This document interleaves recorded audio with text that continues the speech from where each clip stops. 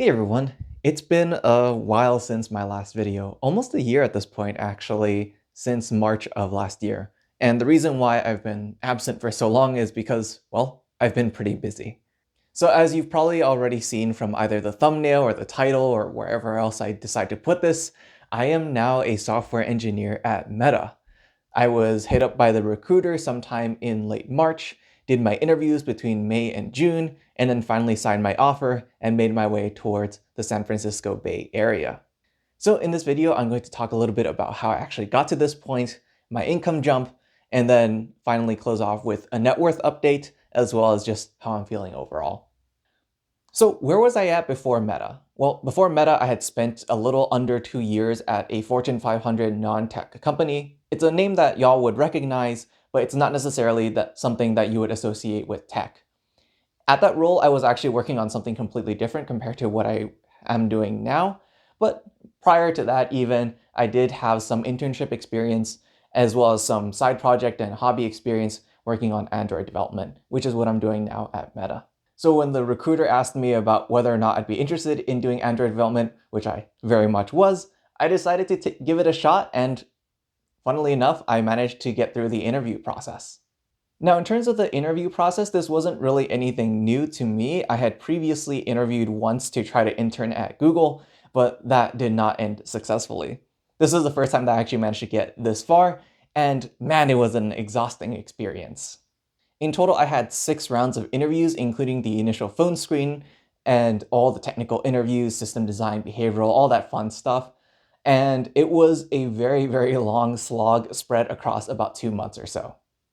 Now, I'm not going to disclose the contents of those interviews, obviously, but if you're in the process or if you're curious about the process, I basically studied with the tagged leak code questions as well as Hello Interview for the system design portion. And in terms of the behavioral portion, well, I just used what I have experienced so far.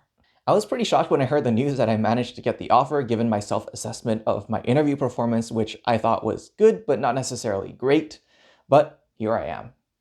So let's start talking about the finances now that I'm making that big tech salary, hopefully for a good while, but we'll see about that.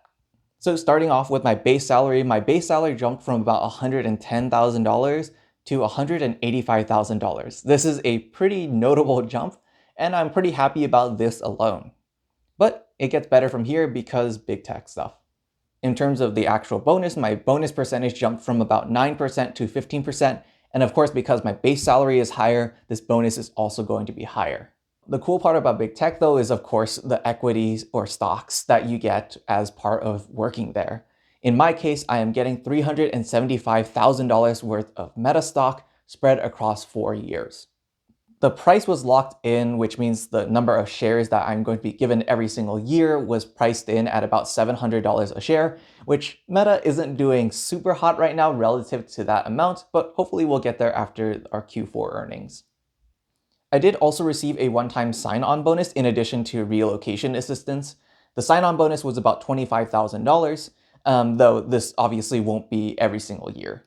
So assuming that that stock price holds, which we'll see, my total compensation jumped from about $117,000 to $306,500, which, to be honest, is a mind-boggling amount of money to be making at 23. I mentioned earlier, though, that I had to move to the San Francisco Bay Area in order to actually get this job, so my expenses have probably increased, right? And it turns out that they have, but not as much as I initially expected. So in terms of rent, insurance, and utilities, that's where my biggest expenses came from in terms of an increase. And that went up from about $1,700 in the Dallas-Fort Worth Metroplex to $2,800 now here in the Bay Area. Other than that though, my lifestyle hasn't changed and I don't expect it to necessarily change anytime soon. In fact, my food/groceries budget actually went down by about $100.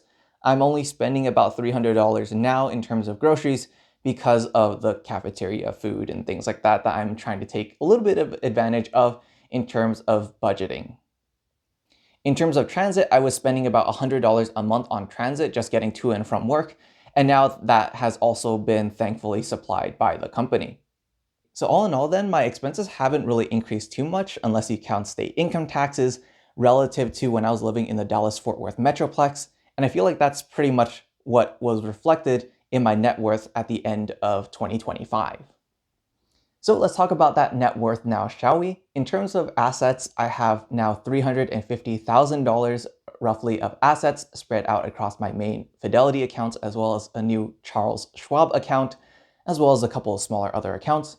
And in terms of debt, I'm still holding on to the little bit of student loan debt that I have, as well as my hospital bills, which is at 0% interest. So I'm just holding on to those. All in all then, my net worth actually does even out to about $350,000, which is where I ended up at the end of 2025.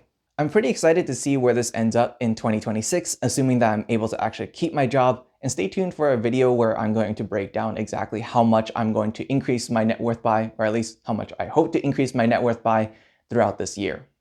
And so finally, some quick thoughts on FIRE, my career, where I've been, and everything that's happened so far. I am really excited about what 2026 is going to look like for me, not just from a personal finance level, of course, but also career-wise. It's going to be a very interesting time. And even though the work stress is pretty high, I am enjoying this work a lot more, and the people that I work with are also very chill. In terms of personal finance and FIRE then, I'm really curious about where I'm going to end up and when I'm actually going to throw in the towel. Now that I'm making and saving so much more money than I was before, I have a lot more flexibility in terms of when I decide to pull that trigger for retiring early, and I'm not sure if I'm going to end up actually sticking with my original goals. I might decide to let some lifestyle creep come in, but I might also decide to really accelerate my timelines. I'm not really sure which one at this point. But that's where I've been for the past couple of months. I hope that y'all are also doing well. And in any case, I'll see you all for the next video. Take care.